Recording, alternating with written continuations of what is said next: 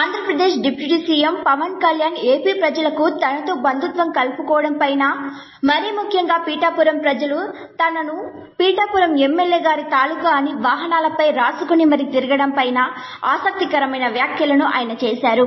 యువతకు sweet warning ఇచ్చారు. Pithapuram MLA గారి తాలూకా ఇదో విస్తృత ప్రచారం.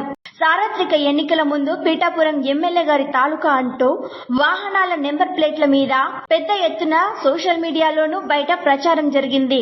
అయితే ఈ ట్రెండ్ పైన పవన్ కళ్యాణ్ సరదాగా వ్యాఖ్యలు చేశారు.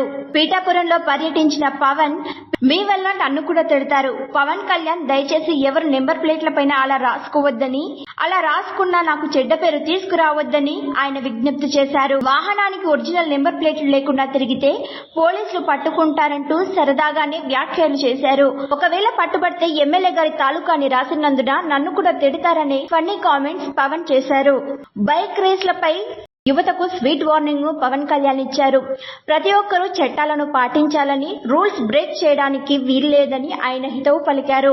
ఈ సమయంలో యువతను ముఖ్యంగా ఉద్దేశించి పవన్ కళ్యాణ్ మాట్లాడుతూ, బైక్ రేస్లు పెట్టుకోకూడదు. ఒకవేళ ఎవరికైనా రేసింగ్ చేయాలనిపిస్తే తనకు 2 ఎకరాల స్థలం ఉందని, ఆ స్థలాన్ని వినియోగించుకోవచ్చని పవన్ కళ్యాణ్ అన్నారు.